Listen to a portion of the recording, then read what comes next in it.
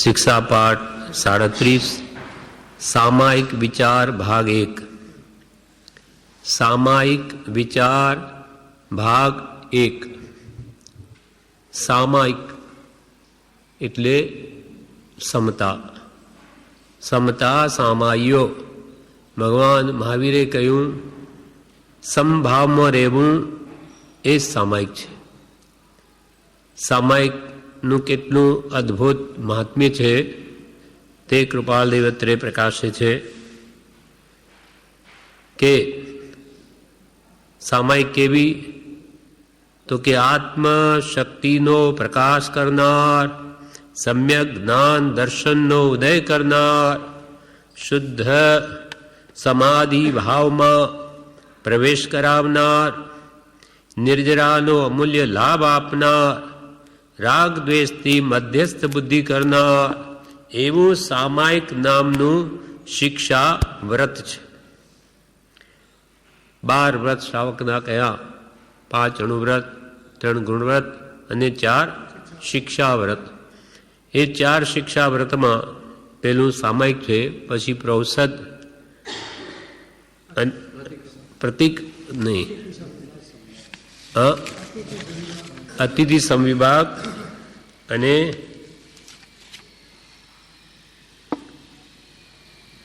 ચાર કયા અને દેશ દિક પરિમાણ 4 છે. તેમાંનું આ ચોથું જ એક છે. તેમાંનું તેમાં એક સામાયિક નામનું પહેલું શિક્ષાવ્રત છે. એટલે સામાયિક કેવી તો કે આપણા આત્મામાં જે અનંત શક્તિઓ રહેલી છે તેનો પ્રકાશ કરે. આત્માને રહેવાનું મૂળ ઘર કયું? સંભાવ, સમતા. સંભાવ એ આત્માનું મૂળ ઘર છે, પણ આપણે તે મૂકી દઈને વિષમ ભાવમાં રહીએ છીએ. વિભાવના કારણે રાગ દ્વેષને લઈને તેથી આત્માની અનંત શક્તિઓ પ્રકાશ પામતી નથી. જેમ સૂર્યનો પ્રકાશ વાદળાથી કેવો ઢંકાઈ જાય તેમ આત્માની અનંત શક્તિ હોવા છતાં તે આ રાગ દ્વેષરૂપ મલિનતાથી તે બધી આવરી છે, ઢંકાયેલી છે. તો આ સામાયિકનો અભ્યાસ સમતા ભાવનો તે આત્મશક્તિનો પ્રકાશ કરે અને તેથી સમ્યક જ્ઞાન દર્શનનો ઉદય થાય. સમ્યક જ્ઞાન, સાચી મતિ અને સાચું જે વડે દર્શન થાય તેને પ્રકાશનાર એવી સામાયિક છે, એવો સમતા ભાવ છે. અને શુદ્ધ સમાધિ ભાવમાં પણ પ્રવેશ કરાવનાર પણ સમતા જ છે. શુદ્ધ સમાધિ ભાવ. સમાધિ એટલે આત્મ પરિણામની સ્વસ્થતા. આત્માના ભાવો સ્વમાં સ્થિત રહે તેનું નામ સમાધિ. એ અહીંયા શુદ્ધ સમાધિ, પોતાના શુદ્ધ સહજાત્મ સ્વરૂપમાં સ્થિતિ કરાવનાર એવી સામાયિક છે. અને નિર્જરાનો અમૂલ્ય લાભ આપનાર. ક્યારે આત્મા જ્યારે જ્યારે પોતાના સંભાવમાં રહે ત્યારે મહાન કરોડો કર્મની નિર્જરા થાય. એટલે નિર્જરા કરવાનું પણ પ્રબળ કારણ એવી સમતા નામની સામાયિક છે. એટલે આત્મશક્તિનો પ્રકાશ કરનાર, સમ્યક જ્ઞાન દર્શનનો ઉદય કરનાર, શુદ્ધ સમાધિ ભાવમાં પ્રવેશ કરાવનાર, નિર્જરાનો અમૂલ્ય લાભ આપનાર અને રાગ દ્વેષથી મધ્યસ્થ બુદ્ધિ કરાવનાર એવું સામાયિક નામનું શિક્ષાવ્રત છે. જેમાં રાગમય ન જવું, દ્વેષમય ન જવું. અજ્ઞાની જીવને કે રાગ ન કરવો તો પછી દ્વેષ કરવા માંડે કે આ બધા કુટુંબીઓ બધા આડા આવે છે. દ્વેષમાં ગયો, નાની કે દ્વેષ ન કરવો તો રાગ કરવા માંડી પડે. પણ રાગેની દ્વેષની એવા સંભાવમાં મધ્ય સ્થિતિ તેનું નામ સમતા છે અથવા સામાયિક છે. એટલે રાગ દ્વેષથી મધ્યસ્થ બુદ્ધિ કરનાર એવું સામાયિક નામનું શિક્ષાવ્રત છે. સામાયિક શબ્દની વ્યુત્પત્તિ સમ વત્તા આય વત્તા ઇક એ શબ્દોથી થાય છે. સામાયિક શબ્દના શું અર્થ છે એના 3 વિભાગ પાડ્યા. સામાયિક, સમ પ્લસ આય પ્લસ ઇક, એ ત્રણેય શબ્દો ભેગા મળી ને સામાયિક શબ્દ બને છે. એમાં પહેલું સમ સમ એટલે રાગદ્વેષ રહિત મધ્યસ્થ પરિણામ. રાગમાં ને જેવું દ્વેષમાં ને જેવું મધ્ય સ્થિતિમાં રહેવું તેનું નામ છે સમભાવ અથવા સામાયિક. હવે તે સમભાવનો આય એટલે સમભાવનાથી ઉત્પન્ન થતો જ્ઞાન દર્શન ચારિત્રરૂપ મોક્ષ માર્ગનો લાભ, આ એની આવક થઈ. સંભાવમાં આત્મા રહે તો એને શું પ્રાપ્ત થાય? તો કે સમ્યક દર્શન જ્ઞાન ને ચારિત્ર, જે મોક્ષ માર્ગ છે, સમ્યક દર્શન જ્ઞાન ચારિત્રાણી મોક્ષ માર્ગ, એને મોક્ષ માર્ગ મળી આવે. સમતા ભાવથી મળે, વિષમતા ભાવથી ન મળે. તો આ સામાયિક છે તે આત્માને મોક્ષ માર્ગમાં જોડે. આ એને એથી વડે મોટો લાભ. આ એટલે લાભ, સમ એટલે સંપરિણામનો, આ એટલે તે સંભાવથી જ્ઞાન દર્શન ચારિત્રનો લાભ જે જેને મોક્ષ માર્ગમાં જોડે. અને ઇક કહેતા ભાવ એમ અર્થ થાય છે. એટલે મોક્ષ માર્ગમાં આત્માને જોડે એવો સંભાવ, એવા સમના ભાવ જે વડે ઉત્પન્ન થાય તેનું નામ સામાયિક છે. સંભાવમાં રહે તો જ ખરી સામાયિક. કોઈ કે હું સામાયિક લઈને બેઠો પણ પરિણામ ક્યાં? તો કે રાગદ્વેષમાં, કષાયમાં, સંસારમાં. તો જ્ઞાની કે તું સામાયિકમાં નથી. એ દૃષ્ટાંત પ્રભુશ્રીએ ખુલ્લું આપ્યું. શેઠ સામાયિક કરવા બેઠા, કોઈ આવીને કહ્યું શેઠ ક્યાં ગયા? ત્યારે વહુએ શું કહ્યું? ઢેડવાડે. શેઠ ક્યાં ગયા? તો કે ઢેડવાડે. શેઠ સામાયિક કરીને ઉઠ્યા, પછી વહુને કહ્યું કેમ તે એમ કહ્યું? તો કે તમે બાપુજી સામાયિક બેઠા શું કરતા હતા? લેખું કરતા હતા કે એટલા ઢેડના એટલા પૈસા બાકી, એને આમ આ બાકી છે ત્યાં લેવા જવાનું વગેરે મણમણ કરતા હતા. તેથી તમારું મન તો ઢેડવાળામાં હતું, ભલે તમારું શરીર સામાયિકમાં, મન ઢેડવાળામાં. એટલે મેં કહી દીધું કે શેઠ ક્યાં? તો કે ઢેડવાડે. ત્યારે શેઠ કે વાત તો સાચી, ભૂલ થઈ મારી. હું બેઠો સામાયિકમાં ને ભમું છું ઢેડવાડે મનથી. કેમ કે મન જ્યાં છે ત્યાં આત્મા છે. ભાવ મન આત્મા પોતે છે. અને આખા બંધ અને મોક્ષની વ્યવસ્થા પણ મન ઉપર છે, મન ઉપર છે, ભાવ ઉપર છે. ભાવ બળો સંસાર મેં. એટલે જ્યાં મન ત્યાં પોતે, જ્યાં મન તે પ્રમાણે કર્મનો બંધ. માટે સંભાવમાં આત્મા રહે તો એને બળવાન કર્મની નિર્જરા થાય છે. એટલે કે જે વડે કરીને મોક્ષના માર્ગનો લાભદાયક ભાવ ઉપજે તે સામાયિક.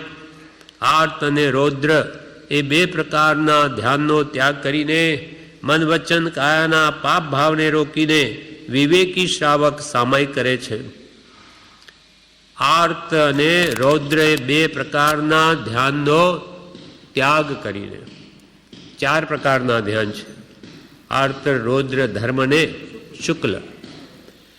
આર્ત ધ્યાન થી જીવ તિર્યજ ગતિને પામે, અને રૌદ્ર ધ્યાનથી તો નરગતિને પામે. તો બે ધ્યાન અશુભ ધ્યાન છે.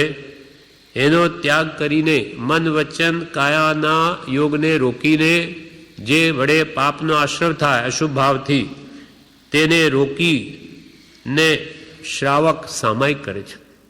સંભાવમાં 48 મિનિટ રહેવાનો પુરુષાર્થ કરે છે, તેનું નામ સામાયિક છે.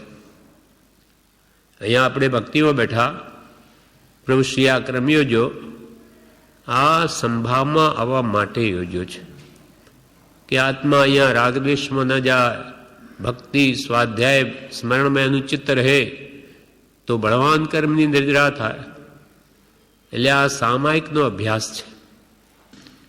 કેમ કે અભ્યાસ વગર પ્રતિજ્ઞા લઈને બેસી જાય કે હું સંભાવમાં રહીશ, પ્રતિજ્ઞા હજુ આવી તો નથી. એટલે પ્રભુ કે પ્રભુ પહેલા અભ્યાસ કરો. એટલા માટે આ આપણે યોજના એવી યોજી છે. દરેક ભક્તિ 3 સામાયિકની છે. જીવ ધારે કે મારે આખી ભક્તિ નથી ઉઠવું તો એને કોણ ઉઠાડે? મનથી નિશ્ચય કરે કે ગમે તેમ થાય મારે નથી ઉઠવું, તો તેવો જ લાભ થાય. અને એમાં તો આજ્ઞાનું મેળવણ છે. અને આણાએ ધમ્મો આણાએ તપવો. આજ્ઞાનું આરાધન એ ધર્મ અને આજ્ઞાનું આરાધન એ જ તપ છે. શા માટે સામાયિક યોજી? તો કે મનના પૂદગલ દોરંગી છે, મનના પૂદગલો તરંગી છે. સામાયિકમાં જ્યારે વિશુદ્ધ પરિણામથી રહેવું કહ્યું છે ત્યારે પણ એ મન આકાશ પાતાળના ઘાટ ઘડ્યા કરે છે. મન આખો દાડો તો ભટકે, પણ સામાયિક લઈને બેસે ત્યાં તો શુદ્ધ ભાવ સહિત રહેવા કહ્યું, ત્યાં પણ આ મન તો આકાશ પાતાળના ઘાટ ઘડે. તેમજ ભૂલ, વિસ્મૃતિ, ઉન્માદ ઇત્યાદિથી મન વચન કાયામાં પણ દૂષણ આવવાથી સામાયિકમાં દોષ લાગે છે. કોઈ ભૂલી જાય, ઉપયોગ રહે નહીં, વિસ્મૃતિ થઈ જાય અને મોહના વિકલ્પો આવે તો એનું ગાંઠ પણ ઇત્યાદિથી મન વચન કાયા દૂષિત થઈ જાય, ખરાબ વિચારો આવવાથી. તો એ દૂષણ આવવાથી સામાયિકમાં દોષ લાગે છે. મન વચન અને કાયાના થઈને 32 દોષ ઉત્પન્ન થાય છે. 10 મનના, 10 વચનના, 12 કાયાના, એમ 32 દોષ જાણવા અવશ્યના છે, જે જાણવાથી મન સાવધાન રહે છે. 32 દોષ સામાયિકમાં લાગે, 10 મનના, 10 વચનના, 12 કાયાના, એ 32 દોષ જાણવા જરૂરના છે. કેમ કે જાણે નહીં તો કેવી રીતે સાવધાન રહે? માટે કૃપાલ કે તે જાણવાની અત્યંત આવશ્યકતા છે. કેમ કે સંભાવ આવ્યા વગર જીવનું કલ્યાણ નથી. હવે વિવેચનમાં આ વિશે જણાવે છે. શિક્ષાપાઠ 37 મોક્ષમાળા વિવેચનનો સામાયિક વિચાર ભાગ 1. સામાયિક નામની ક્રિયા છે તે વિશે વિચાર કરે છે. સામાયિક, પ્રોષધોપવાસ, દેશાવકાશિક અને અતિથિ સંવિભાગ એ 4 શિક્ષા, વ્રત, સાધુપણાની ક્રિયા શીખવા માટે છે. આ 4 શિક્ષા આપે સાધુપણાની, કે ભાઈ ભવિષ્યમાં સાધુ થવું છે, ચારિત્ર વગર મુક્તિ નથી. આજે અથવા પછી પણ સ્વભાવ સ્વરૂપાચરણ રૂપ સમ્યક દર્શન થયા આવે પણ ચારિત્રમોનો સર્વથા નાશ તો કરવો પડશે. એટલે ચારિત્રના અભ્યાસ રૂપે આ 4 પ્રકારની શિક્ષા છે શ્રાવકને, કે ભાઈ સામાયિક કરો, સંભાવમાં આવવાનો અભ્યાસ કરો. પ્રોષદ ઉપવાસ સામાયિક છે તે 48 મિનિટનું મુનિપણું અભ્યાસ. પ્રોષદ ઉપવાસ તે 1 દિવસનું મુનિપણું.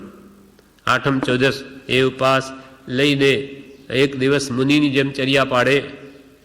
અને આ દેશાવકાશિક જે દિશાઓનું પરિમાણ કર્યું હોય તેને પણ 1 દિવસ માટે ઘટાડે.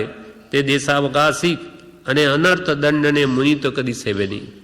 એટલે એવો અભ્યાસ કરવો તે સાધુપણાની ક્રિયા શીખવા માટે છે. મુનિને જીવન પર્યંત સામાયિકની પ્રતિજ્ઞા હોય છે. આત્મનાની મુનિઓની વાત છે.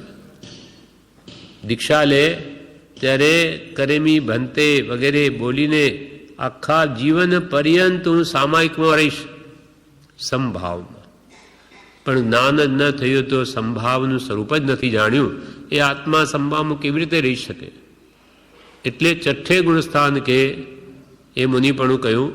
અને 5મે જે શ્રાવકના વ્રત છે, આ 12 વ્રત, તે પણ સમ્યક દર્શન સહિત જ યથાર્થ છે, તો એ સંભાવમાં રહી શકે.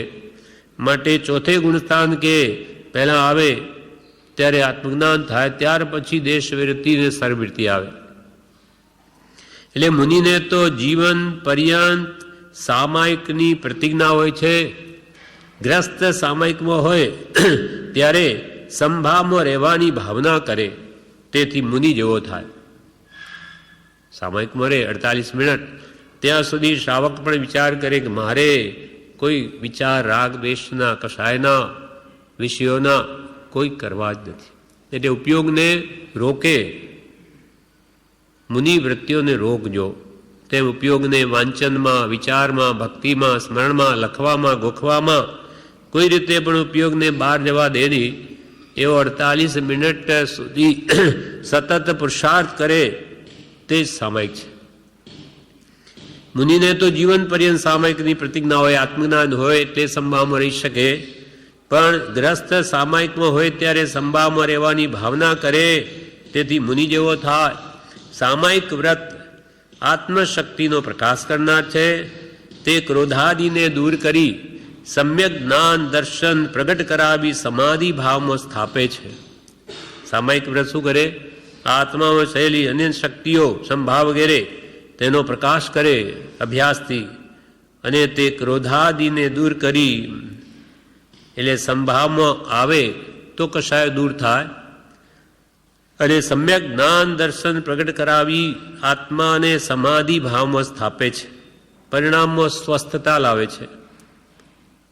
તેથી નિર્જરા થાય.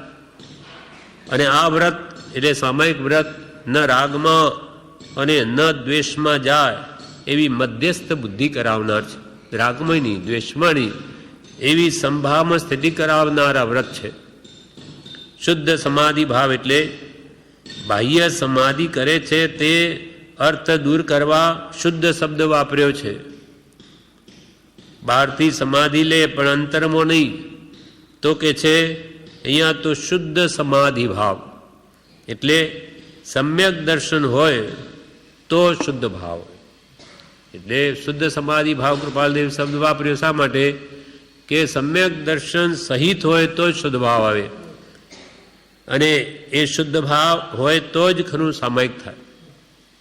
તે શુદ્ધ ભાવમાં સ્થિરતા કરવી તે શુદ્ધ સમાધિ ભાવ છે. આત્મ પરિણામની સ્વસ્થતા તે શુદ્ધ સમાધિ છે. સ્વસ્થતા એટલે આત્મામાં સ્થિર થવું, તે એટલે પોતાના ભાવોની સ્થિતિ પોતામાં જ, બહાર નહીં જવા દે તે. અને સમ વત્તા આય વત્તા એક સામાયિક. સમ એટલે રાગ દેશથી રહિત મોક્ષ માર્ગ, આય એટલે તેનો લાભ, એક એટલે એવો ભાવ સમભાવથી ઉત્પન્ન થતો જ્ઞાન દર્શન ચારિત્રરૂપ મોક્ષ માર્ગનો લાભ થાય એવો ભાવ જેથી ઉપજે તે સામાયિક છે. આ ધ્યાનમાં તો હું દુઃખી છું એમ પીડાના વિચાર આવે, તે આ ધ્યાન ચાર પ્રકારે, તે સામાયિકમાં હોય નહીં. ઇષ્ટ વિયોગ, અંશ સંયોગ, વેદના અને નિદાન, આ ધ્યાનના ચાર પ્રકાર. કોઈ ઇષ્ટ વસ્તુનો વિયોગ થઈ ગયો, સ્ત્રી પુત્રાદિ કોઈ પણ, અથવા અનિષ્ટ જે ગમે નહીં એવાનો સંયોગ થઈ ગયો, અને વેદના શરીરમાં આવી, અને નિદાન બુદ્ધિ કે આ ધર્મ કર્મ કરું છું એનું મને વસ્તુ પ્રાપ્ત થજો, ન મળે તો આ ધ્યાન થાય. એ બધા આ ધ્યાનના ચારે પ્રકાર સામાયિકમાં હોય નહીં. અને રૌદ્ર ધ્યાન પણ ચાર પ્રકારે છે. હિંસાનંદી, મૃષાનંદી, ચોર્યાનંદી અને પરિગ્રહાનંદી. એ ચાર પ્રકાર પણ પાપના કાર્યો કરવામાં જીવને રોકે છે. એટલે હિંસા કરીને આનંદ માનવો, જૂઠ બોલીને આનંદ માનવો, ચોરી કરીને આનંદ માનવો, અને પરિગ્રહ ભેગો કરીને આનંદ માનવો, એ બધા રૌદ્ર ધ્યાનના પ્રકાર છે, જીવને નરકે લઈ જાય. માટે એ બધા ભાવો મૂકી દઈ અને સામાયિકમાં જીવ ધર્મ ધ્યાનમાં રહે. શુક્લ ધ્યાન તો શ્રેણી માંડે ત્યારે થાય, પણ ધર્મ ધ્યાનમાં રહે. છઠ્ઠા ગુણસ્થાન સુધી ધર્મ ધ્યાન છે, સાતમા સુધી ધર્મ ધ્યાન છે, આઠમાંથી શ્રેણી માંડે. હવે આગળ કે છે મનથી, મન વચન કાયા ત્રણેયને પાપ કાર્યોથી રોકે સામાયિકમાં. એટલે મનથી શું કરે? ક્રોધાદિને ઉપશમાવે. મનથી ક્રોધ, માન, માયા, લોભમાં જવા ન દે મનને સામાયિકમાં. વચનથી અવિનય, તિરસ્કાર, કુવચન વગેરે છોડે નહીં, બોલે નહીં. અને કાયાથી મારવું, અયત્નાપૂર્વક હાલચાલ કરવું વગેરે ન કરે. કાયાને પણ વધારે હલનચલન કરાવે નહીં. એમ મન વચન અને કાયાના પાપ ભાવને રોકીને સામાયિક કરે.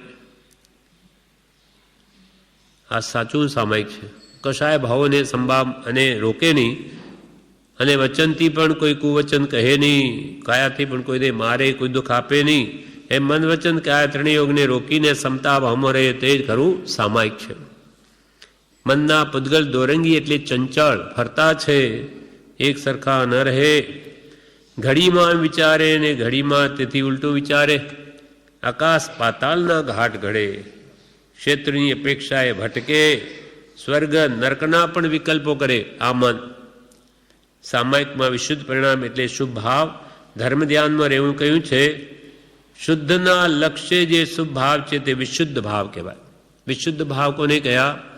શુદ્ધના લક્ષ્ય, કે મારે શુદ્ધ ભાવમાં જવું છે, એ લક્ષ્ય જીવ શુભમાં રહે તેને વિશુદ્ધ ભાવ કહે છે, વિશેષ શુદ્ધ ભાવ. એટલે જે શુભ ભાવ, શુદ્ધ ભાવનું કારણ છે તે વિશુદ્ધ ભાવ કહેવાય છે. ભૂલ એટલે એકને બદલે બીજું બોલી નાખે ભૂલમાં. વિસ્મૃતિ એટલે આગળ શું બોલવું તે યાદ ના આવે. ભૂલમાં તો વિપરીત બોલાઈ જાય અને વિસ્મૃતિમાં અટકે યાદ ના આવવાથી. અને ઉન્માદ એટલે મોહનું ગાંઠપણ, એટલે વૃત્તિ કાબુમાં ન રહે તે ઉન્માદ. સામાયિકમાં છું એ ભૂલીને ચીડાઈ જાય.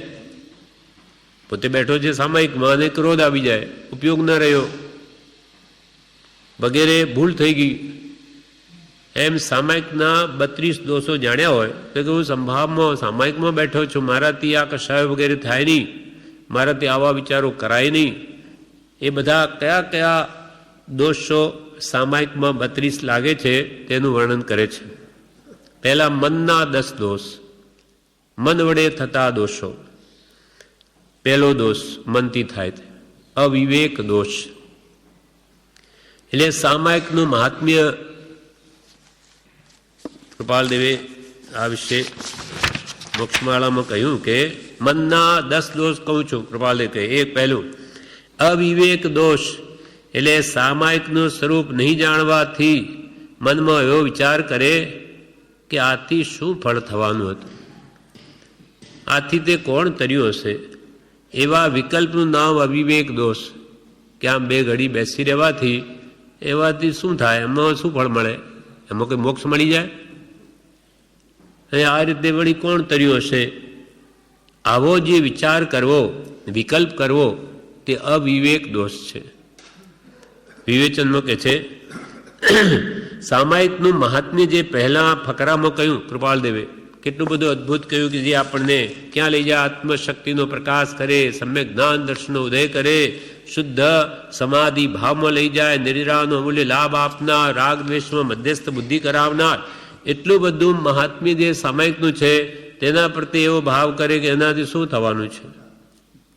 આ વિવેક છે, સ્વરૂપ જાણ્યું નથી.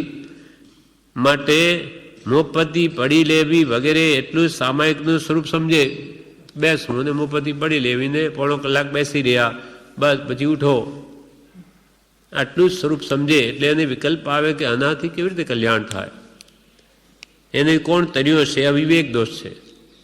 સામાયિક વાળાની દશા અને સામાયિક વિનાની દશામાં ભેદ કેવો છે તે હજુ જીવને નથી સમજાયો, ત્યાં સુધી આવા દોષ લાગે છે. પહેલામાં ફકરામાં જે કહ્યું તેવું મહાત્મ્ય જો અનુભવ્યું હોય કે હો આવી એકદમ સામાયિક સંભાવમાં રહેવાથી તો કેટલી શાંતિ વળે, કોઈને દુઃખ ન થાય, મારો આત્મા કર્મોથી છૂટે, એવું મહાત્મ્યને સમજાયું તો એ અવિવેક એવો કરે નહીં, એવી કલ્પના ન કરે તો આ દોષ ટળે. દ્રવ્યને લઈને ભાવ થાય છે, નિમિત્તને લઈને જીવ નિમિત્તાધીન છે. એટલે આપણને જે સારા ભાવ થવા એમાં ભક્તિ, સામાયિક વગેરે બધા બાહ્ય નિમિત્ત છે. ત્યાં બેઠા હોય સારા ભાવ થાય, ઘરે બેઠા તે પ્રમાણે ભાવ થાય, બીજા એસી વિશેષ ખરાબ નિમિત્તમાં તેવા ભાવો થાય. એટલે ભક્તિ, સામાયિક વગેરે તો બાહ્ય નિમિત્ત છે, તે જોડે ત્યારે સામાયિકના ભાવ પ્રગટે. અહીંયા આવીને આપણે બેસીએ ભક્તિમાં તો કંઈક સમતા ભાવનો અભ્યાસ થાય. ઘરે ને એ બધું સરખું નથી, ઘરે તો અનેક વિક્ષેપ હોય, કુટુંબના, વ્યવહારના, વેપારના, અને વૃત્તિ માંડ તો સ્થિર થાય. તેમાં જેમ કે એક તળાવમાં પાણી એકદમ સરોવર શાંત દેખાતું હોય અને એમાં કંઈ પથ્થરો નાખે તો તરંગો ઉઠે એકદમ. તેમાં આપણું શાંત ચિત્તી બેઠા હોય ને ઘરમાં કંઈ આવીને વાત કરે કોઈ, બધું હાલવા માંડે, અસ્થિર થઈ જાય, અનેક વિકલ્પો ઉઠે. કોઈ પ્રત્યે કશાય ભાવ થઈ આવે, કોઈ પ્રત્યે દ્વેષ ભાવ થાય, કે કોઈ પ્રત્યે રાગ થઈ આવે, કંઈ સારું કર્યું તેના પ્રત્યે મોહ થાય. એટલે ત્યાં તો બધું મનનું ચળ વિચલપણું થાય, એવા નિમિત્તો છે. માટે જ કહ્યું કે ભક્તિ સત્સંગમાં સ્થિર રહેવાથી આત્મા અને સંભાવનો અભ્યાસ થાય છે, જીવ નિમિત્તાધીન છે. ભક્તિ સામાયિક વગેરે બાહ્ય નિમિત્ત છે, તે જોડે ત્યારે સામાયિકના ભાવ પ્રગટે. સામાયિક પ્રત્યે તુચ્છ ભાવ તે અવિવેક દોષ છે. આથી શું થવાનું છે? આવો જે તુચ્છ ભાવ છે તે અવિવેક દોષ છે મનનો. હવે મનનો બીજો દોષ યશો વાંછા દોષ. એટલે શું? તો કે સામાયિક કરે યશો વાંછા દોષ, પોતે સામાયિક કરે છે એમ અન્ય મનુષ્યો જાણે તો પ્રશંસા કરે, તે ઈચ્છાએ સામાયિક કરે ઇત્યાદિ યશો વાંછા દોષ.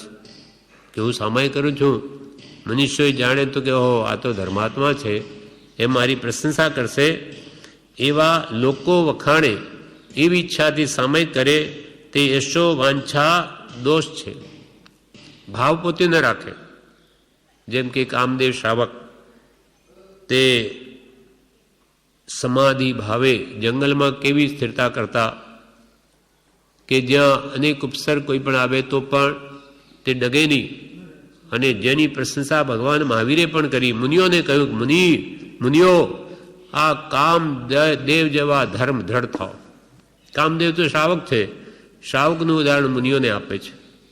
એમ કોઈ બીજા પ્રશંસા કરે વાત જુદી, પણ પોતે અંતરથી એવું ઈચ્છે કે મારે લોકો જાણે અને મારી પ્રશંસા કરે કે ઓહો આ તો કેવા છે, કેટલી સામાયિક ધર્માત્મા છે, એના માટે આ સામાયિક નથી. એટલે આ યશની વાંછા રાખવી તે મનનો બીજો દોષ છે. ત્રીજો દોષ ધન વાંછા દોષ. ધનની ઈચ્છાએ સામાયિક કરવું તે ધન વાંછા દોષ. એટલે કે એથી પુણ્ય બંધાશે સામાયિકથી, અને તેથી ધન મળશે. કસાય રોકીશું વગેરે કરવાથી પુણ્ય બંધાશે, તેથી આ ભવ પરભવમાં સુખી થઈશું. જેમ કે પુણ્યા શ્રાવકની સામાયિક કેટલી બધી કિંમતી. સૈનિક મહારાજાને કહ્યું કે એક સામાયિક પુણ્યા શ્રાવકની તું ખરીદી લે તો નરકે જતો બચે. તો એને જઈને કે એક સામાયિક આપો, વેચાતી લેવી છે. પુણ્ય શ્રાવક એક સામાયિક આવડી વેચાય? તમને કોણે કહ્યું? ભગવાન મહાવીરે. તો કે ભગવાન મહાવીરને જ કહો કે એની શું કિંમત છે. મેં તો કદી આ વાત સાંભળી નથી, વિચારી નથી. જેને ભગવાને પૂછ્યું કે ભગવાન એમ કે છે કે એની કિંમત શું? કે કિંમત સામાયિકની, એ જે એક સામાયિક કરે છે 48 મિનિટ એટલું પુણ્ય બાંધે કે જે દેવલોકના એને સુખ મળવાના એક સામાયિકના ફળમાં, તે દેવલોકના એક પલંગનો પાયો જે રત્ન મણિ માણિકનો હોય એ તારી સગળી રિદ્ધિ આપી દે તો એ તું નહીં ખરીદી શકે. તો એની એક સામાયિક તું શું ખરીદી શકે? એ ભાવ જ્યારે કહ્યો ત્યારે એને થયું કે ઓહો એટલી કિંમતી સામાયિક છે, એટલી બધી બળવાન કર્મની નિદ્રા થાય. એમ જાણે કે ઓહો પુણ્યા શ્રાવકને કેટલું પુણ્ય બંધ, કેટલું દેવલોકનું સુખ બાંધે, તો આપણે આવું કરીએ તો બહુ લાભ થાય. એના માટે નથી. એવી આશા ધન વાંછા કે મને ધન મળે, સુખ મળે એવી ઈચ્છાએ સામાયિક કરવું તે મનનો ધન વાંછા દોષ છે. ત્રીજો. ચોથો ગર્વ દોષ. ગર્વ દોષ એટલે મને લોકો ધર્મી કહે છે અને હું કેવી સામાયિક પણ તેવી જ કરું છું. ગર્વ. મારા જેવું કોણ કરે? હું કેવી સામાયિક કરું, કેવો સ્થિર થઈને બેસું, લોકો જોઈએ કે હા હા શું એની ધ્યાન સ્થિતિ છે. આવા ભાવથી જે સામાયિક કરે તો એ ગર્વ દોષ છે. એટલે હું સામાયિક કરું છું તેવું લોકો નથી કરતા. લોકો મને વખાણે, મને વિધિ વગેરે બધું આવડે એમ વિચારે અને બીજાનું અપમાન કરે તે ગર્વ દોષ. બીજાનું પાછું અપમાન કરે કે તમે તો કાંઈ કરતા નથી. જૈન કુળમાં ઉત્પન્ન થયા, કોઈ સામાયિક નહીં, પ્રતિક્રમણ નહીં, પૂજા નહીં, શું તમે આ કરો? આપણે તો રોજે સવારમાં ઉઠીએ ને પહેલાં સામાયિક કરીએ. પૂજા તો આપણે કીધા વગર આપણે મોઢામાં પાણી ન ઘાલીએ. એમ પોતાનો પાછો ગર્વ. એવું કે ક્રિયા કરીને પણ એનો ગર્વ હોવો ન જોઈએ. એના પર ઉપદેશ પ્રસાદ ભાષાંતર 3 એક દ્રષ્ટાંત છે કે ધનાડીગ્રસ્ત હતા. તે રોજે 1,00,000 સુવર્ણનું દાન આપે રોજે, અને તેના પહેલાં ખાટલાથી નીચે ન ઉતરે. અને એક બાજુમાં જે એક ડોસીમાં માજી રોજ એક સામાયિક કરે. તો એક દિવસે શું થયું, એવું વિઘ્ન આવ્યું કે બેને અંતરાય પડી ગયો. પેલા લાખ મોર સોનામોર આપે એ ન આપી શક્યા, અને પેલી બાઈ સામાયિક ન કરી શકી. એટલે બંને ખેદ કરતા વાતો કરે છે કે આજે મારી સામાયિક નહીં થઈ, મને બહુ આજે દુઃખ છે કે આ નિમિત્ત એવું આવ્યું. ત્યારે શેઠ શું કહે, જે લાખ સોનું આપે એ સોનામાં દાન આપે, એ પાત્ર અપાત્ર કંઈ નહીં જુએ, ગમે તે આવો દાન આપવું, બસ એમાં ધર્મ માની બેઠો. હવે એને ડોશીમાને એમ કહ્યું કે અરે તું શું ખેદ કરે, તું કરે છે શું? પોણો કલાક એક ચીથરાનો ટુકડો લઈ મુપત્તિ, એ ટુકડો લઈને આમ તેમ પ્રમાર્જના કરે, તેમાં તારું શું દ્રવ્ય ગયું, શું ખોવાઈ ગયું? તે એમાં તું એટલો ખેદ કરે કે એમાં ટકા લાગે છે? મારે લાખ સુવર્ણ દાન આપવાનું રોકાઈ ગયું એટલે મને ખેદ થાય, તારે એમાં શું છે? ત્યારે પેલી બાઈ કહે કે શેઠ એવું બોલોમાં, તમને ખબર નથી એક સામાયિકની કિંમત કેટલી બધી મહાન છે. તો પણ એ તો એના ગર્વમાં છે, એ શું કંઈ ટકોય ખર્ચો નથી ઉપરથી વળી કે એની કિંમત ઘણી. ભાઈ શું થાય શેઠ, એ પૈસા એમાં જ આર ધ્યાન કરી મરી અને હાથી થયા, હાથી જંગલમાં. અને એ બાઈ જે સામાયિક રોજ કરતી ભાવથી શુદ્ધ મનથી, તે મરીને રાજપુત્રી થઈ. હા, હવે રાજા એને પુત્રીનો પિતા કોઈ વાર જંગલમાં હાથી મળ્યો, એને ગમ્યો એટલે પકડીને લાવ્યો. તે શેઠ જે દાન આપતો હાથી થયો તે એકવાર શહેરમાં જતાં પોતાનું ઘર જોયું, જાતે સમણ દાન થયું કે ઓ હું તો આ શેઠ હતો, હવે હાથી થઈ ગયો. એટલે એકદમ ગળીઓ બળદની જેમ બેસી ગયો, તે સૂઈ ગયો, ઉઠે જ નહીં. રાજપુત્રી ત્યાં જોવા આવી શું થઈ ગયું એને. એટલામાં એના બાજુમાં જ એનું ઘર માજીનું પૂર્વભવનું, એટલે એને પણ સ્મૃતિ થઈ કે અરે ઓહો હું ક્યાં હતી ને આ શેઠ રોજે સુવર્ણનું દાન આપનારો, એને કહ્યું એટલે કે ઉઠ ઉઠ, તે પહેલાં મેં તને કહેલું સામાયિકનું, ત્યારે તે એટલી નિંદા કરેલી કે આમાં શું, તેના ફળમાં જો તું હાથી થયો અને મને આ હું રાજપુત્રી થઈ છું, હવે ઉઠ. ત્યારે પછી એ સમજે છે જાતદાનથી મારી બહુ ભૂલ થઈ. એ પણ પછી રોજે સવાર સાંજ સમભાવમાં અભ્યાસ કરવાનો આથી પણ પુરુષાર્થ કરે છે, અને અંતે મરીને એ દેવલોકમાં જાય છે અને એને ગુરુ માને છે રાજપુત્રીને. પછી એમ ગર્વનું ફળ આવ્યું, હાથી થઈ ગયો. એટલે સામાયિક કરીને ગર્વ કરવો નહીં. પછી પાંચમો દોષ છે ભય દોષ. એટલે હું શ્રાવક કુલમાં જન્મ્યો છું, મને લોકો મોટા તરીકે માન દે છે, અને જો સામાયિક નહીં કરું તો કહેશે કે એટલું પણ નથી કરતો, એથી નિંદા થશે. ભય દોષ. હું કે શ્રાવક છું, શ્રાવક કુલમાં જન્મ્યો, એ તમે કે શું સામાયિક નહીં કરો? એટલે લોકોને દેખાડવા ભયથી સામાયિક કરે કે મારી નિંદા થશે, તો તે ભય દોષ છે. એમ પણ કરવા યોગ્ય નથી. લોકોનો ભય શું? આત્માર્થે કરવું છે, લોકોને દેખાડવા માટે નથી. લોકો પ્રશંસા કરે કે નિંદા કરે એથી કોઈ પ્રયોજન નથી, પણ આવો ભય રાખીને કરે તો એ ભય દોષ થયો મનથી. છઠ્ઠું છે નિદાન દોષ. એટલે સામાયિક કરીને તેના ફળથી ધન, સ્ત્રી, પુત્રાદિક મેળવવાનું છે, તે નિદાન દોષ. કે હું સામાયિક કર્યું તો મને પૈસા મળે, મને સ્ત્રી મળે, પુત્ર મળે, આવી જે ઈચ્છા કામનાથી નિદાન બુદ્ધિથી સામાયિક કરે તે નિદાન દોષ છે. 99 કે ભાઈ સામાયિક જો ફળ હોય તો મને અમુક મળજો એમ ઈચ્છે, તે નિદાન દોષ છે. પછી સાતમો છે સંશય દોષ. એટલે સામાયિકનું પરિણામ હશે કે નહીં હોય એ વિકલ્પ ઉઠે, આમાં શંકા છે. પેલામાં અવિવેકમાં તો એના પ્રત્યે અવગણના તુચ્છ ભાવ છે સામાયિક પ્રત્યે. અહીંયા સંશય છે કે આ કરીએ તો છે પણ એનું ફળ મળશે કે નહીં, એવી જે શંકા વિકલ્પ ઉઠે તે સંશય દોષ છે મનનો. પછી આઠમો કષાય દોષ. સામાયિક ક્રોધાદિકથી કરવા બેસી જાય, કે કંઈ કારણથી પછી ક્રોધ, માન, માયા, લોભમાં વૃત્તિ ધરે તે કશાય દોષ. એટલે કે કોઈ સાથે ઝઘડો થયો હોય એટલે એકદમ પેલો ગુસ્સામાં જ સામયિકમાં બેસી જાય, અંદરમાં તો બળતરા છે. અથવા સામયિકમાં બેઠો છે અને કોઈ નિમિત્ત એવું આવી ગયું કે એને ક્રોધ, માન, માયા, લોભ આદિ કશાય ભાવ ઉત્પન્ન થયા, તો કે છે તે પણ દોષ છે, મનનો દોષ છે. ત્યાં કશાય આવવા ન જોઈએ, કશાયને રોકવા જોઈએ. એ ન સમજે તો તે કશાય દોષ છે.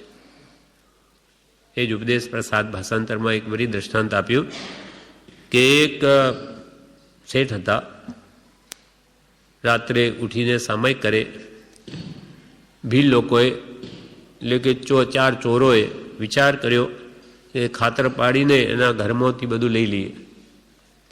એ ખાતર પાડીને અંદર જુએ છે હોલ કરી, કાણું કરીને. તો તેમાં તો શેઠ સામયિકમાં બેઠા જ છે, સામયિક કરે. એને જોયું કે આ ચોરો આવ્યા છે. એકવાર તો મનમાં થયું શું કરું, પાછો વિચાર આવ્યો કે આ દ્રવ્ય તો અનંત વાર મળ્યું અને ગયું, પૈસા તો મળ્યા અને ગયા, પણ આ ભાવ જે દ્રવ્ય છે, આત્માના ભાવો, એની ચોરી આ કરી ન જાય કર્મો, મોહ, એ મારે ધ્યાન રાખવાનું. એટલે મારા પરિણામ બગડવાને જો હું સામયિકમાં બેઠો, જે થવું હોય તે થાય, લઈ જવો લઈ જાય, મારું છે જ નહીં. એ તો અનેક વાર ગયું. એમ દ્રઢ રહીને સામયિકમાં સ્થિર રહ્યો. એટલે પેલા લોકો પણ વારંવાર વિચારે છે કે આ શેઠ જોઈ રહ્યો છે, છતાં પણ એની દ્રઢતા કેવી ને એના મોઢા પર કંઈ ફરક. એક ધ્યાનથી પોતે આરાધના બેઠો જ છે. એટલે એના પુણ્ય બળે એનું પણ હૃદય પીગળી ગયું અને જાતશ્રમ જ્ઞાન થયું. એટલે અસંખ્યાત ભાવ પહેલાં એણે કંઈ જે શુભ કર્મો કર્યા હશે તેને લઈને એને પણ થયું કે ઓહો, આવા પુરુષોનું દ્રવ્ય લેવું પારકું એ તો પાપ છે. ચોરોને જાતશ્રમ જ્ઞાન ઉપજ્યું. એટલે કે આવું આપણે દ્રવ્ય લેવું એ પૂરો આપણું નથી, બીજાનું લેવું એ પાપ છે. એટલે આ કરવા યોગ્ય નથી અને આ સેટ કરે તે જ ઉત્તમ. એમ જાતશ્રમના એમની બુદ્ધિ પણ ઠેકાણે આવી ગઈ અને એમાં શેઠે કશાય ભાવો કર્યા નહીં, સંભાળમાં રહ્યા માટે એવો લાભ થયો. એટલે અહીંયા કે છે કશાય દોષ એટલે સામાયિકમાં કાં તો ક્રોધ આદિથી કરવા બેસી જાય અથવા કોઈ કારણથી સામાયિકમાં ક્રોધ, માન, માયાલોભની વૃત્તિ ઉપજે તો તે કશાય દોષ છે. ત્યાર પછી 9મો દોષ અવિનય દોષ. વિનય વગર સામાયિક કરે તે અવિનય દોષ. વિનય એ તો ધર્મનું મૂળ છે. તેથી વિધિ વગેરે કરવામાં શ્રી ગુરુ પ્રત્યે વિનય ચિંતવીને કરવું જોઈએ. તેમ બરાબર ન કરે, ખમાબા વગેરેમાં જે નમ્ર ભાવ થવો જોઈએ તે ન થાય. ગુરુને વાંદણા દેતી વખતે પણ ગુરુ પ્રત્યક્ષ છે એવો ભાવ લાવી વિનય ભાવ થવો જોઈએ, તેમ ન કરે તે અવિનય દોષ. આપણે સભા મંડપમાં કે જીન મંદિરમાં જઈને પ્રથમ ભગવાનના દર્શન કરી વિનય કરીએ છીએ, નમસ્કાર કરીએ છીએ કે આપ તો મહાન છો, શુદ્ધ ભાવને પામેલા સહજાત્મ સ્વરૂપ છો. મારે પણ આપનું જેવું સ્વરૂપ પ્રાપ્ત કરવું છે. એટલે આપના ચરણ કમલ અને મારું મસ્તક જે શરીરનું શ્રેષ્ઠ અંગ કહેવાય તે આપના ચરણમાં નમાવું છું. અને કનિષ્ઠ અંગ કહેવાય શરીરનું તે પગ છે, ચરણ, પણ આપના તો ચરણ કમલ એ મારા શિરે શિરોધારી કરું છું. આપની આજ્ઞા માથે ઉઠાવું છું, કેમ કે મારે પણ આપના જેવો થવું છે, શુદ્ધ સ્વરૂપને પામવું છે. એવો અંતરંગમાં અત્યંત વિનય ભાવ લાવી અને ગુરુનો ચિત્રપટ હોય કે મૂર્તિ હોય કે ભગવાનની તેને પ્રત્યક્ષ માની અને વિનય કરે, વાંદના દે તો તે અવિનય દોષ નાશ પામે. બાકી આમ ગમે તેમ ગમે ત્યાં સામયિક લઈને બેસી ગયા વિધિ વગર તો એ અવિનય દોષ છે. પછી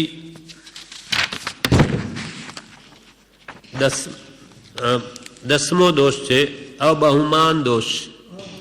અબહુમાન એટલે ભક્તિ ભાવ અને ઉમંગ પૂર્વક સામયિક ન કરે તે અબહુમાન દોષ. એટલે ઠીક કરવું પડે એટલે કરીએ, બાકી મનમાં એના પ્રત્યે કોઈ બહુમાન નહીં, ભક્તિભાવ નહીં કે ઉમંગ પણ નહીં. એટલે ભક્તિભાવ ઉમંગ વગર કરે એટલે કે રોજ કરવાનું છે એમાં શું, એમ સામાન્યપણું થઈ જાય તે બહુમાન દોષ છે. આ તો કંઈ રોજે કરવાનું, એમાં શું? એવો ભાવ જો અંતરમાં હોય તો એ અબહુમાન દોષ છે.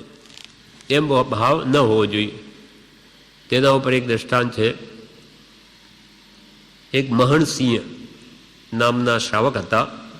મહણસિંહ અને તે વખતે દિલ્હીના બાદશાહ પિરોજ શાહ હતા. પિરોજ શાહ એ કોઈ પરગામ જવા માટે રવાના થયા ત્યારે આ મહણસિંહ પણ સાથે લીધા કોઈ કારણસર. અને રસ્તામાં શું થયું કે શ્રાવક મહણસિંહને સવાર સાંજ સૂર્યોદય વખતે કે સૂર્યાસ્ત વખતે પ્રતિક્રમણ સામાયિક લઈ પ્રતિક્રમણ કરવાનો નિયમ. એટલે હવે એ તો રસ્તામાં જાય છે, જેમ મુસલમાન હોય તો એ ગમે ત્યાં નમાજ ભણે તેમ એને પણ સમય થયો એટલે ભલે જંગલ હો, પર્વત હો કે નદી હો, ગમે ત્યાં એ સામાયિક લઈને બેસી ગયા અને આ પ્રમાણે ક્રિયા કરે પ્રતિક્રમણની સવાર સાંજ. હવે એકવાર શું બન્યું, આગળ જતા બાદશાહે યાદ કર્યા, બાદશાહે પિરોજ શાહ બાદશાહે યાદ કર્યા કે મહણસિંહ ક્યાં છે? તો કે એ તો આવ્યા જ નથી. તેટલામાં પાછળથી પછી આવ્યા ત્યારે કે ક્યાં હતા તમે?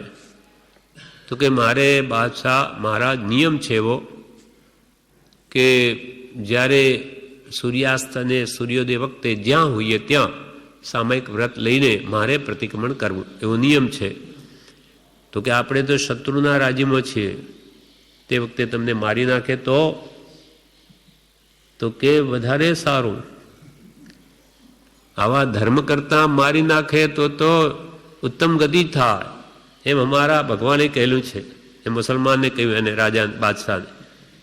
ધર્મ કરતા મૃત્યુ એ તો બહુ સારું, ભક્તિ કરતા છૂટે મારા પ્રાણ એ તો બહુ સારું, એમ એણે કહ્યું. ત્યારે બાદશાહ પણ એનાથી ચકિત થયો કે હો, આ લોકો ધર્મ કેવા દ્રઢ, અને એમાં મૃત્યુ થાય તો સ્વીકારવા તૈયાર છે. એટલે એને એવો હુકમ કર્યો કે જ્યાં મહણસિંહ જે સ્થાને સામાયિક કરે, એમની આ ધર્મક્રિયા કરે, તે વખતે 1000 સૈનિકોએ એની રક્ષા કરવી. 1000 સૈનિક એની ચારે બાજુ રહેવું કે એને કોઈ આંચ ના આવે. એટલા પ્રભાવિત થયો એ પણ ધર્મની દ્રઢતાથી. એટલે એ રીતે પછી જ્યાં સુધી એ રસ્તે જતા ગમે ત્યાં પણ એ સાયંકરે બેસી જાય તો 1000 સૈનિક એની રક્ષા કરે. એમ પછી એને આટલો બધો ધર્મદ્રઢ જાણી, શુદ્ધ સાત્વિક જાણી અને એને દિલ્હીનો ખજાનચી કર્યો. આખો ખજાનો એને સોંપ્યો કે આ કોઈ દિવસ એમાંથી આગુ પાછું નહીં થાય. આ પુણ્યનું ફળ છે. જે સમભાવની ધર્મની દ્રઢતાથી આવે આરાધના કરવાનું આ પરિણામ છે. એટલે સામાયિક કરતા પણ અબહુમાન દોષ ના આવવો જોઈએ. કોઈ પણ ધર્મક્રિયા આપણા માટે આ સામાયિક જ છે. અહીંયા બેઠા છીએ, આ સમભાવનો જ અભ્યાસ છે. એમાં તો આજ્ઞાનું મેળવણ અનાદિકાળથી સ્વચ્છંદે તો ઘણું કર્યું, જેમ મનમાં આવ્યું તેમ કંઈ વળ્યું નહીં. તેમાં તો અનેક દોષ આવવા સંભવ છે. રોકે જીવ સ્વચ્છંદ તો પામે અવશ્ય મોક્ષ. પામ્યા એમાં અનંત છે. કોણે કહ્યું? ભાખ્યું જીન નિર્દોષ. નિર્દોષ એવા જીનેશ્વર તીર્થંકરોએ કેવલનાન બળે જોઈને કહ્યું કે પોતાનો સ્વચ્છંદ રોકીને શ્રી ગુરુ કહે તેમ કરો, એમાં તમારું કલ્યાણ છે. માટે આપણું હિત આમાં છે. નહીં તો આ જીવ માન મોટાઈ આદિ અનેક દોષ એમાંથી ઉત્પન્ન થાય. હું તો સામાયિક કરું, ફલાણું કરું, જ્યારે અહીંયા બતાવવાનો ભાવ ઉપજે. માનાદિક શત્રુ મહા નિચ્છંદે ન મરાય, જાતા સદગુરુ શરણમાં અલ્પ પ્રયાસે જાય. અહીંયા રોજે 10 કલાક ભક્તિ કરે તો 12 સામાયિક થાય. પણ એ કોઈને કહી શકે કે મેં તો 12 સામાયિક કરી? કંઈ કહેવાય નહીં. શું કહે? છતાં એટલો બધો એની કર્મની બળવાન નિર્જરા છે અને આ બાજુ અહંકારને કોઈ સ્થાન નથી. એટલે કૃપાલદેવે કહ્યું ભક્તિથી અહંકાર ટળે અને સીધા માર્ગે ચાલ્યું જવાય. એવો એ ભક્તિ માર્ગ શ્રેષ્ઠ છે. અને અભ્યાસ કરીને જ્યાં સુધી એ સંભાવમાં આવે નહીં ત્યાં સુધી શું સામાયિક કરે? એટલે ખરી સામાયિક તો સમ્યક દર્શન પછી છે. 5મા ગુણ સ્થાન કે જીવ આવે સમ્યક દર્શન સાથે, ત્યારે ખરો સંભાવમાં આવ્યો ને મુનિપણું પણ ત્યારે જ ખર્યો. કે અહીં તો આખી જિંદગી સંભાવમાં જ રહીશ, કેટલી મોટી વાત છે સંભાવમાં રહેવું. એ આત્મજ્ઞાન વગર કેવી રીતે રહેવાય? એટલે આપણે જો એ ક્રિયા જ્ઞાની દ્વારા આપણને અહીંયા ભક્તિ સત્સંગની આપી છે એને સામાયિક જ માનવી અને ખરેખર સંભાવનો અભ્યાસ અહીંયા ભક્તિમાં ચિત્ત રોકે, મનને જવા ન દે અને સ્વાધ્યાય ભક્તિ સ્મરણમાં મનને રોકે તો એ ખરી સામાયિક છે. આ પ્રમાણે અહીંયા જે આપણે 10 દોષ વિચાર્યા એટલે કૃપાલદેવે લખ્યા તે એ પ્રમાણે આપણે અવિવેક દોષ કે કોઈ યશ વાંછા નહીં, મોટાઈ મેળવવાની ધર્મથી ઈચ્છા રાખવી નહીં, ધનની વાંચા રાખવી નહીં, ધર્મ કરીને કે ભક્તિ કરીને ગર્વ કરવો નહીં, એમાં કોઈ ભય રાખવો નહીં કે ફલાણા શું કહેશે માટે ભક્તિ કરું, એના માટે નથી. અને અવિવેક ન રાખો કે આ ભક્તિથી શું થવાનું છે, કરી જુઓ શું થવાનું છે. જીવથી બેસાય નહીં 10 કલાક, આ મોટું તપ છે. ભક્તિમાં બેસવું સહેલું નથી. ઈચ્છાઓને રોકવી પડે, એકાગ્ર ચિત્ત કરવું પડે, નહીં તો ભાગે, મન તો દોડે, થોડી વાર થાય ભાગવાનું મન થાય.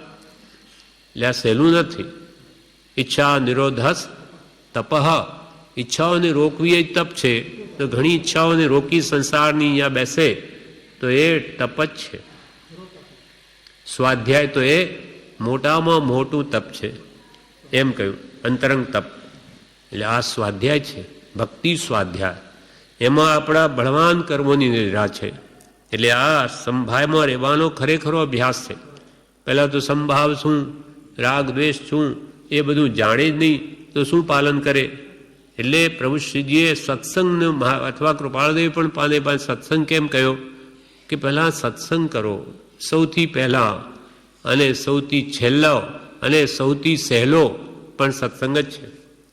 આની પહેલાં અહીંયા બેસાડીને તમારે સવાઈ કરવાની, પ્રતિક્રમણ કરવાનું તો બધા ઉઠી જાય થોડા દિવસમાં. આજકાલના જીવો તો ઊભા જ ન રહે. પણ કે ભાઈ જરા સાંભળો, બોલો, વાંચો, વિચારો, સમજો. તમારાથી બેસાય એટલું બેસો તો એને ગમે કે હા એ તો કરી શકો. પણ એને બાંધી રાખે પહેલાં તો ઊભો જ ન રહે. અને જ્યારે સમજાઈ જશે વાત ત્યાર પછી એની પોતાની જ ક્યાંય જવાની ઈચ્છા ન થાય.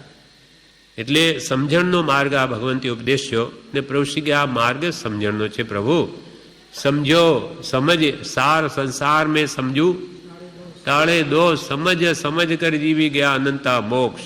સમજણ વગર કેવી રીતે પાપને છોડે? અને જ્યારે પાપ એ પાપનું સમજાઈ જશે ત્યારે પોતે જ નહીં કરે.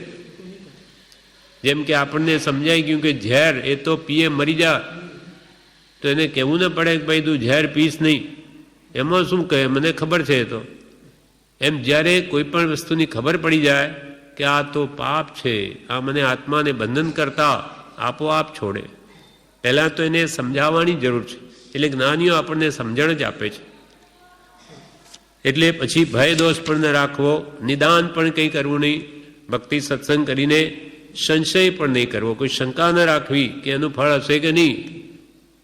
અર્જુનને પણ શ્રી કૃષ્ણે શું કહ્યું ગીતામાં? કર્મણ્યેવા અધિકારસ્તુ મા ફલેષુ કદાચન. હે અર્જુન, કર્મ કરવાનો તારો અધિકાર છે, ફળનો નહીં. એનું ફળ અમે આપીશું જે હોય. અને સારાનું સારું જ ફળ આવવાનું છે. એમાં શું પૂછવું? કેરી આંબો વાવે તો કેરી જ આવે, પણ બાવળીઓ વાવે તો પછી કેરી ના આવે, કાંટા જ આવે. એમ આપણા કાર્યો બધા સારા હશે તો એનું ફળ સારું આવવાનું જ છે. એટલે કરે જ જા જ્ઞાની કે આવા કોઈ પણ વિચાર કર્યા વગર સારા કામો, સારી ક્રિયા કરે જ જા તો એનું ફળ સારું આવશે જ. એટલે એમાં સંશય દોષ ન લાવો, શંકા ન કરવી કે આ સારાનું પરિણામ હશે કે નહીં. ખરાબનું પરિણામ હોય તો સારાનું ન હોય. કસાય પછી 8મો કસાય દોષ છે. કસાય ભાવો આમ રિસાઈને અહીંયા આવીને ભક્તિમાં બેસવાથી પણ સ્થિરતા નહીં થાય. અથવા ભક્તિમાં બેઠા હોઈએ ને કોઈના પ્રત્યે ક્રોધ આદિ કરીએ તો પણ યોગ્ય નથી. એટલે આ કશાય દોષ પણ ના આવવા જોઈએ, કેમ કે અહીંયા સમતાનો આપણે અભ્યાસ કરીએ છીએ, સંભાવમાં રહેવું છે, મનને પણ ક્યાં જવા દેવું નથી, તો આગળ જતા ખરો સંભાવ પ્રગટે. અને 9મું છે તે અવિનય દોષ. વિનય ધર્મનું મૂળ છે. યથા કે સર્વનો વિનય કરવાની ભગવાનની આજ્ઞા, તો ભગવંતોનો તો વિનય સૌથી પ્રથમ હોય. એમ અહીંયા આવતા વિનય કરવો, અવિનયની જેમ બેસવું નહીં. એટલે ભગવાનની આગળ એકાગ્રતાથી સ્થિર ચિત્તે શું ભગવાનનું કેવું છે એ સમજવાનો પ્રયત્ન કરવો. ખાલી અહીંયા બેસી જ રહ્યા તેથી પણ નથી થતું. ઉપયોગ જો એમાં ભક્તિમાં કે સ્વાધ્યાયમાં ન લગાડીએ તો ખાલી સામાયિક લઈને બેસી એવું આય થયું. ખાલી આવીને બેસી ગયા એથી શું થાય? એટલે મન એમાં જોડીએ તો જ લાભ છે. હવે 10મું છે આ બહુમાન દોષ, કે આ તો રોજે કરવાનું એમાં શું, એવો ભાવ ન લાવો. પછી આપણે રોજે જ ખાઈએ છીએ, રોજે 3 વાર જમીએ છીએ, એમાં શું એમ કરીને છોડી દો. રોજે શું ખાવું? ત્યાં તો આપણે એવો ભાવ નથી થતો. એ તો 3 વાર ભોજન જોઈએ, 4 વાર હોય તોય ચાલે. ચાના ટાઈમમાં ચા જોઈએ, સવારે જોઈએ, બપોરે જોઈએ. ત્યાં એમ કેમ નથી થતું? આ શું આ રોજનું આ પીવાનું ને ખાવાનું? ત્યાં તો બધું જ કરે. અને ધર્મની ક્રિયા હોય ત્યારે રોજનું શું આનું આ? કેમ કે ત્યાં જીવને આસક્તિ છે, મોહ છે, રાગ છે, અને આજનું આનું સુખ સમજાયું નથી, એટલે એના પ્રત્યે આ બહુમાન થઈ જાય છે. એ ના થવો જોઈએ. આ પ્રમાણે આ સામાયિક નામનો સામાયિક વિચાર ભાગ પહેલો, શિક્ષાપાઠ 37 પૂરો થયો. આના 2 ભાગ છે, કુલ 3 ભાગ છે. એટલે આવતીકાલે આપણે સામાયિક વિચાર ભાગ બીજો લઈશું.